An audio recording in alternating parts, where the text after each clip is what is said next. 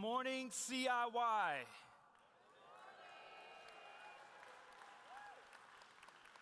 Man, it has been such a great week. And so today, the word that we have is this word bloom. And the bloom is kind of the result of the seeds that were planted. The bloom is the hope whenever the seeds were planted. You remember all the way back in night one? We talked about the seeds that were planted and the different kinds of hearts that receive the seed. Well, today we get to talk about just how receptive your heart will actually be. And for some of you, this bloom might be very, very quick. And for some of you, the bloom might take some time. But here's what I want to tell you today. Every single one of your lives, in every single area of your lives, is a stewardship. It is all something that has been entrusted to you by God for you to be faithful with. Your family, your relationship with your siblings, it's a stewardship. Your friends and your acquaintances, they're a stewardship. Your teams, your clubs, your choir, your band, it's all a stewardship. Your job, your car, your attitude, your actions, your gifts, and your talents that have been given to you by God, they're all a stewardship. And this makes sense, right? I mean, if we see our lives as in joining in with God's greater story instead of trying to get God to join into our story, or as we've talked about this week, if we hope to experience the kingdom of heaven here on earth, then it has to be this way. We must daily live our lives not striving for certain results, but simply striving to be obedient, striving to be faithful. It's so easy, whenever we look around to begin to think, well, if I had this gift, then yes, I would be faithful. Or if this was different, or if that was different, then I would be faithful. But we must understand this. Stewardship isn't about our circumstances. Stewardship isn't even about our giftedness. Stewardship is all about faithfulness and being faithful with what God has entrusted to you. So, one of my favorite parables that Jesus ever tells is found in Matthew chapter 25. Coach just read it for you. And I love this parable so much because it speaks directly to this point. There, Jesus is the one who represents this man who goes on a long journey, this very, very wealthy man who goes away on this long journey. And before he goes, he calls 3 of his servants to him to entrust something to them. The first one comes and he entrusts 5 bags of gold, or 5 talents as it's also known. And to the next one, he comes and he entrusts 2 bags of gold, or 2 talents. And to the final one, he entrusts 1 bag of gold, or 1 talent. And whenever you hear this word talent, I know immediately every single one of our minds goes to the most impressive talent you could possibly have, like burping your ABCs, obviously, But that's not the talent that Jesus is talking about. Instead, the talent that Jesus was talking about, it was a weighted form of currency. So in other words, a talent of gold was always worth more than a talent of silver, because gold is worth more than silver. And it's this weighted form of currency. And many scholars believe that a single talent of gold was so valuable. Like a single talent of gold was worth approximately 20 years of a regular day laborer's wages. So that's a lot of money. And so the one who received 5 bags of gold, or 5 talents, the one who received 2, both of them take what they have been entrusted with and they immediately go and put it to work. But the one who received 1, he went to his backyard and he dug a hole and he hid the bag of gold and the hole. Then verse 19, we'll pick it up right there. It says, after a long time, the master of those servants returned and settled accounts with them. The man who had received the 5 bags of gold, he also brought the other 5. So he went and put the 5 to work, and he gained 5 more. The one who went and put the 2 to work, he gained 2 more. The man who had received the 5 bags of gold, he brought the other 5. Master, he said, listen to this. If you have a physical Bible, underline this word. You entrusted me. You entrusted me with 5 bags of gold. See, I have gained 5 more. We cannot overlook the importance of the word entrusted right here. Because what the word entrusted implies is that what was in the servant's possession, it did not really belong to the servant, but it belonged to the master. But the master was allowing the servant to watch over it. You got that? This word entrusted implies this. It would be us saying, Jesus, what you have given me is not mine. It is yours. But you've allowed me to watch over it.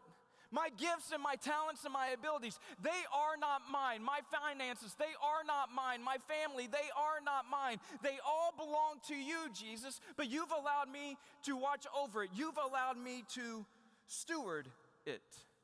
And we can take this idea of entrustment and apply it into any area of your life that you want to. This is one of the most foundational parts of being able to live the life that Jesus desires for you to live. My time is not mine, but it has been entrusted to me. My job is not mine, but it has been entrusted to me. My relationships and my friendships, they are not mine, but they have been entrusted to me. My finances are not mine, but they have been entrusted to me. My family is not mine, but it has been entrusted to me. The gifts and the talents and the abilities that God has given me, they are not mine, but they have been entrusted to me. This is where true stewardship begins, when we realize that what has been given to us has been entrusted to us by God on purpose. And so as a result, his master said, well done, my good and faithful servant. You have been faithful with a few things, so I will put you in charge of many things. Come now and share in your master's happiness. Now, I don't want you to miss this. The reason that this servant is good is not because he had 100% return on his investment. But the reason that this servant is good is because he was faithful. He was good because he was faithful with what the master had entrusted to him. And just to show that it wasn't about the sum that he brought back to his master, we see this. The man with 2 bags of gold, he also came. Master, he said, you entrusted me. It was not mine, it was yours, but you allowed me to watch over it. You entrusted me with 2 bags of gold. See, I have gained you 2 more. And his master replied the exact same thing. Well done, good and faithful servant.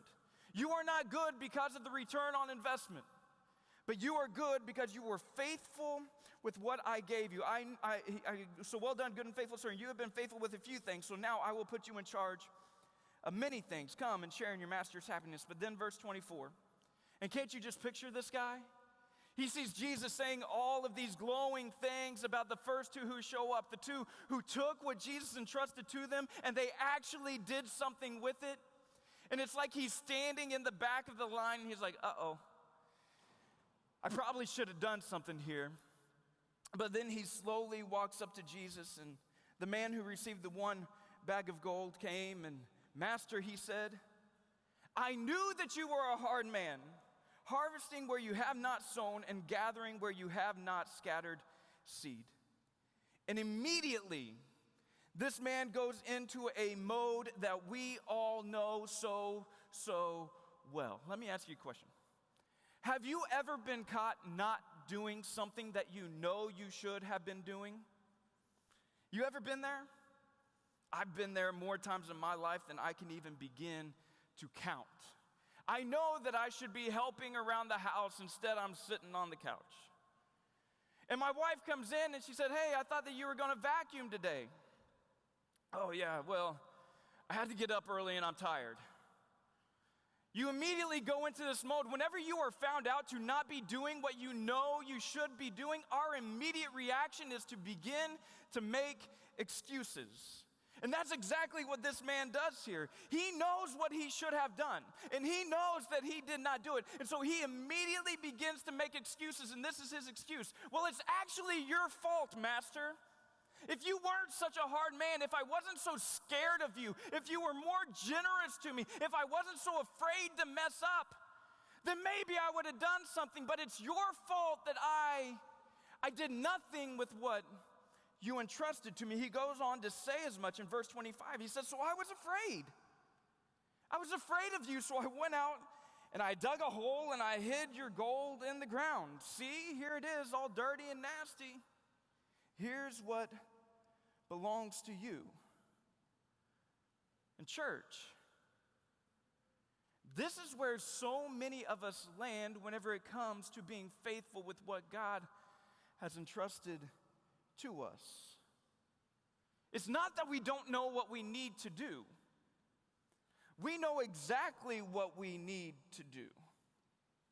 But we feel like that we've been burned too many times. It's not that we don't have an idea of what it looks like to live faithfully. It's that we believe that we have a hard time believing that we'll be successful at living faithfully. You know deep down the desires that God has given you for this world. You know deep down the desires that God has given you for your community, for your youth group, for your family. You know the things that keep you up at night. You know the problems that you're just unwilling to be okay with existing. You know the places that you can go and make some sort of a difference. You know the gifts that God has given you. But you're afraid. And I think this is why we're so afraid sometimes. Because it's easier to not try and fail than to give it your all and still feel like that you come up short. You're afraid that you're not good enough. You're afraid that you're not smart enough. You're afraid that you'll mess up. You're afraid that you'll give up and not stick with the plan. You're afraid that you'll fail. And so what you do is you take what God has entrusted you with and you go and you dig a hole in your backyard and you bury it in the ground and just hope that no one will ever notice. But you want to hear what the master's response is to this man's excuses? His master replied, "You wicked and lazy servant." Why is he wicked? Why is he lazy? It's simple. Because he did nothing with what God had entrusted to him. Like I said, this is one of my favorite parables that Jesus tells. I believe with everything that I am that all of life comes down to stewardship. And the question is whether we will be faithful with what has been entrusted to us or not. But real quickly, I just want to highlight 3 truths that we find in this parable. The first one is this. We see that we are all given different starting points. One of the men started with 5, one started with 2, and one started with 1. And I want you to notice that in doing this, and Jesus giving these men different starting points, what he's doing is he's acknowledging the fact that life is not fair. You got that? That's something that I hope you can learn. Life is not fair. We all are given different starting points, but your starting point will never be an excuse for your unfaithfulness. Jesus acknowledges the unfairness of life. You grow up with different examples, different role models, different environments, different influences. We were all given different starting points, but at the end of the day, it's about being faithful with what God has entrusted to us. Number 2, good servants were good because of effort, not because of talent. They were good because they took what was entrusted to them and they put it to work. You don't go around and you don't see the guy who had the 2 talents complaining that God didn't trust him enough to have 5 talents. That wasn't his job. It wasn't his job to question, why wasn't I given this gift? Why wasn't I trusted with this? It was his job to simply be faithful with what he had. You didn't see the guy who was given 5 talents complaining because he was entrusted with so much. It would be so easier if I didn't have these high expectations, because that's not his job. His job is to just simply be faithful with what it is that was entrusted to him. And every single one of you have things that have been entrusted to you. Every single one of you have gifts and talents and abilities. Every single one of you who have the Holy Spirit of Jesus Christ indwelling within you have been gifted by that same Spirit to make his kingdom and his church complete. For the church of Jesus Christ to operate as the church of Jesus Christ is meant to operate, that means that you must use what God has entrusted to you. And if you don't know your gifts, if you don't know your talents, if you don't know how the Holy Spirit has gifted you, go ask one of your adult leaders. I can promise you there's probably not a conversation they would love to have with you more than to be able to help you experience and find out what gifts God has given you. So good servants are good because of effort, or good because of effort, not because of talent. But then the final thing, this is so huge. We will be held accountable for what God entrusts to us. So the question comes down to this: will you be faithful with what God has entrusted to you? Anytime I think about faithfulness, I think about the days following June 12th, 2006. On June 12th, 2006, I was sitting in a high school graduation in Charlotte, North Carolina. And I got a phone call from my dad, and I ignored it. And then I ended up getting another call immediately after, and so I thought, okay, I probably need to answer this. And I answered the phone, and my dad tells me that my grandpa was out working in a field, and he just fell over and died. And so I left the graduation, started trying to find a way to get from Charlotte, North Carolina, back to Joplin, Missouri, so I could be with my family. And I ended up getting back, and I just lose it. It was the first time that I lost a grandparent.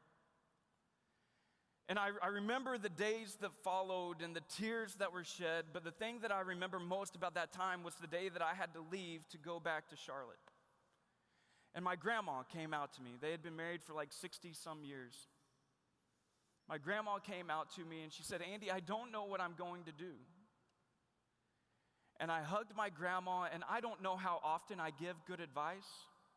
I really don't think it's probably all that often. But I gave really good advice this time. And I looked at my grandma in her eye and I said this. I said, "Grandma, have a good day. But if you can't have a good day, then Grandma, have a good morning. But if you can't have a good morning, then have a good hour. If you can't have a good hour, then have a good minute.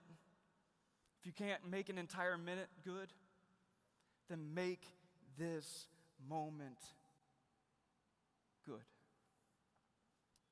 And to you today, church, I say this: whenever you leave this place, be faithful.